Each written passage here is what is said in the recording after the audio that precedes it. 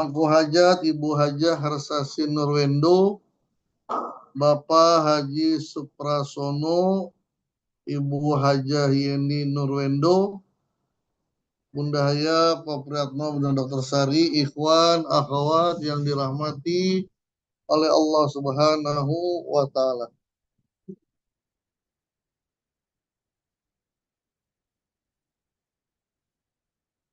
Dikatakan oleh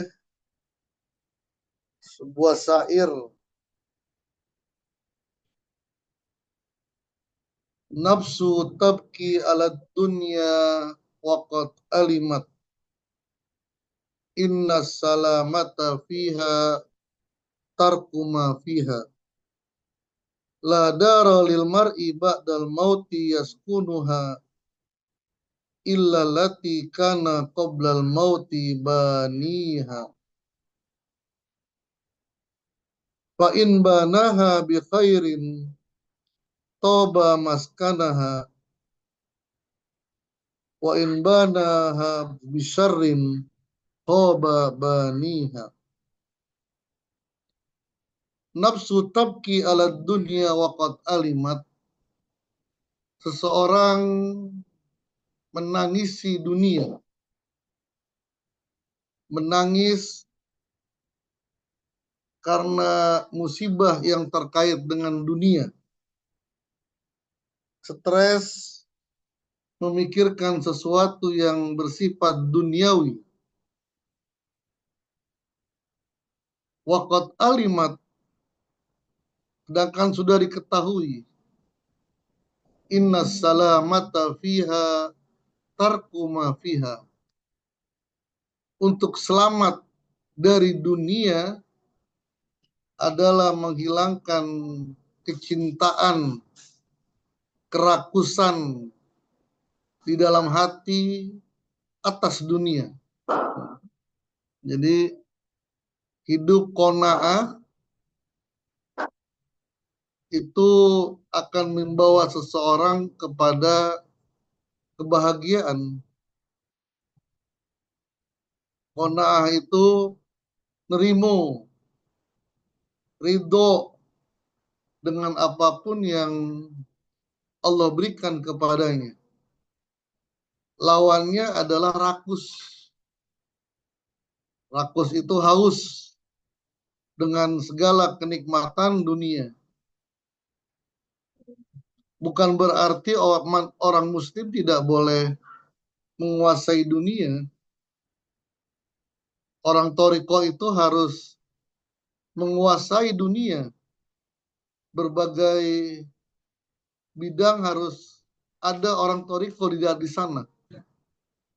Agar toriko itu dikenal. Dan dari zaman Abah Anam sudah dikatakan kita sudah di nomor 1. Kenapa? Sekaliber Presiden Soeharto, Muhammad Soeharto itu menjalankan ibadahnya secara toriko.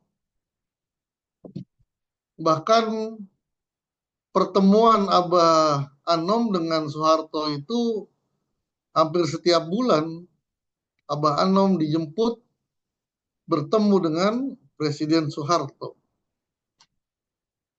Dan amalia Presiden Soeharto orang nomor 1 di dunia, kita mengatakan ya murid jadinya Abah Anom, wali ke-10, wali nomor 1 di tanah Jawa. Beliau dengan segala kesibukannya istiqomah mengamalkan amalia, terutama antara maghrib dengan isya. Dimanapun beliau berada, beliau selalu mengosongkan waktu antara maghrib dengan isya. Jadi orang thariqah itu harus menguasai, tapi tidak rakus.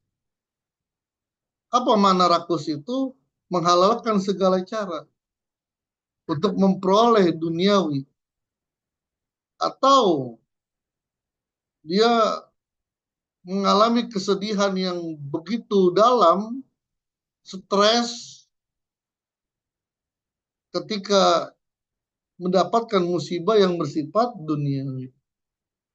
Inna awliya Allah, ala inna awliya Allahi, ala inna awliya Allah la khaufun alaihim wa la hum yahzanun. Para wali Allah itu tidak ada rasa sedih dan takut. Rasa takut itu terkait dengan masa yang akan datang, kejadian yang belum terjadi. Dia tidak takut. Kenapa? Karena dia bersama dengan Allah.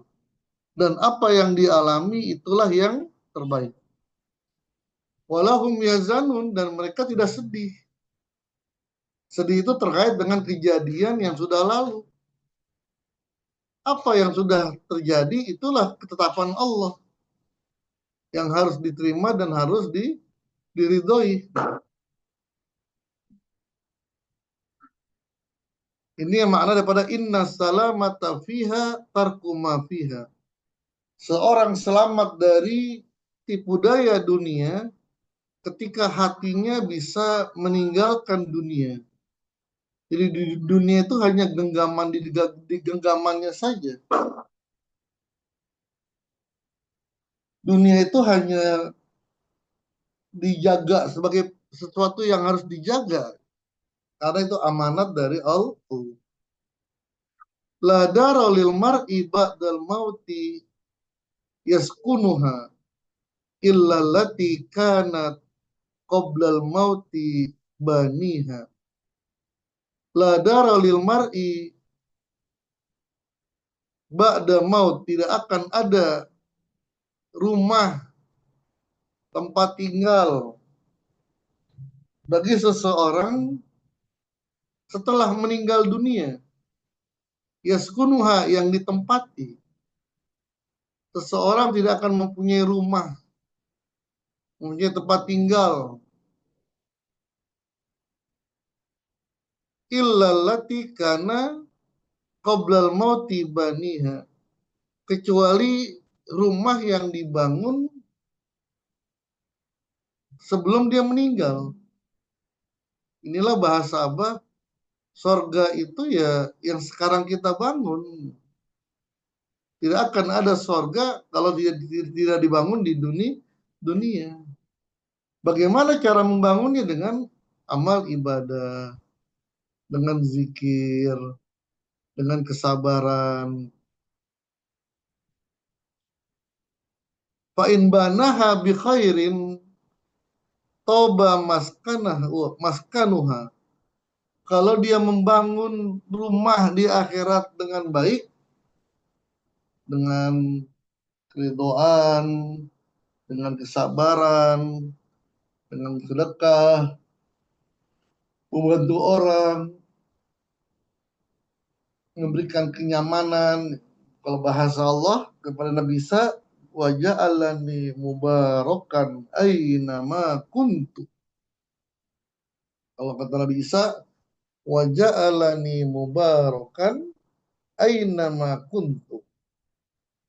Allah menjadikan aku memberikan keberkahan dimanapun aku berada.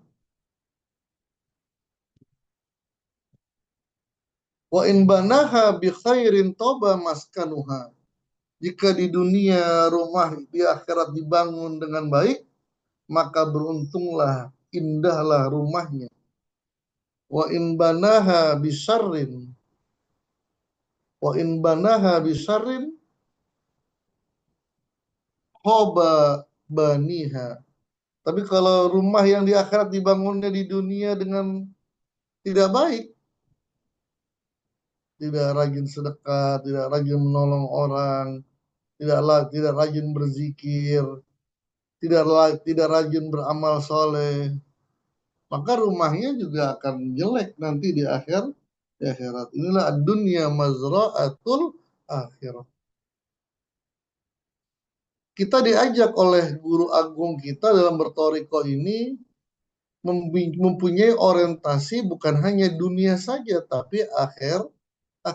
Rabbana atina fid dunya hasanah wa fil akhirati hasanah wa qina adzabannar. Baik di dunia, baik di akhirat. Kaya di dunia, kaya di akhirat. Bukan hanya orientasinya di dunia.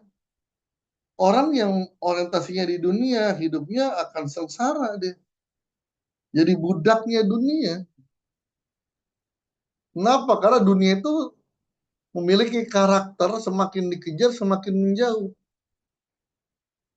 Dan tidak ada kenikmatan dunia yang hakiki.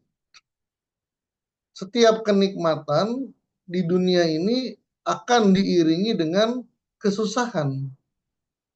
Contoh, seorang yang menjabat jabatan itu kan kenikmatan. Taruh dia menjadi seorang wali kota. Itu kenikmatan, tapi di balik kenikmatan wali kota dia mempunyai tanggung jawab yang besar. Baik di hadapan manusia, apalagi di hadapan Allah. Seorang yang menikah akan mendapatkan kenikmatan yang tidak didapati oleh orang yang tidak menikah. Tapi di balik kenikmatan orang yang sudah menikah, ada masalah yang besar dan itu tidak dirasakan oleh orang yang sebelum menikah. Inilah kehidupan dunia gitu. Jadi kalau ngejar dunia hampa, ujung-ujungnya hampa. Tapi kalau dia hanya memanfaatkan dunia karena perjalanannya begitu berat ke akhirat, maka ya sekedarnya aja. Kecuali dia dititipi oleh Allah harta yang banyak dan itu tanda dia merasa titipan itu ya dia tidak pamrih gitu. Lau raqibal insanu riha haraban min rizkihi la raqibar rizku albarqa liyulhiqahu. Kata Ali bin Abi Thalib, lau raqibal insanu riha harban min rizki. Kalau seseorang mengendarai angin untuk lari dari rizkinya, rizki yang Allah sudah takarkan kepadanya, la raqiba arizku barko liyul hikahu, maka rizki akan mengendarai uh, kilat. Kalau kita naik angin untuk lari dari rizki, maka rizki akan naik kilat untuk mendapatkan kita. Kalau memang itu sudah menjadi rizki kita. Tabassam falaisa lahu falaisa lahu qasaratun. Tersenyumlah engkau, bermuka manislah engkau. Falaisa fihi khasaratun. Karena dalam senyum itu tidak ada kerugian. Kenapa kita terlalu menjelimet, muka ditekuk, sedangkan wa rabbuka maujud, wa rizquka maktub, wa um wa wa umruka mahdud. Allah Tuhanmu itu maujud, ada. Rizkimu sudah tertulis dan umurmu sudah terbatas.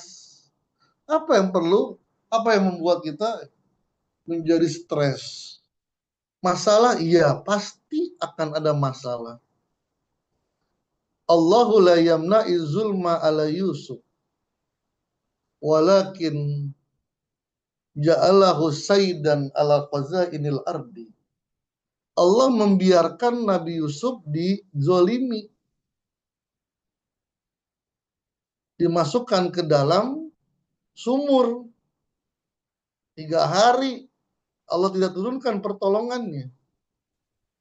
Allah membiarkan Nabi Yusuf dijual ke Mesir. Allah membiarkan Nabi Yusuf di penjara 9 tahun tanpa ada pengadilan. Wa ja'alahu sayyidan ala qazainil ard. Ternyata rahasianya menyiapkan Yusuf, mentalnya Yusuf untuk dijadikan sebagai bendahara kerajaan. Ujung-ujungnya kan begitu. Nabi Yusuf ya menjadi menteri keuangan lah kalau di kerajaan itu.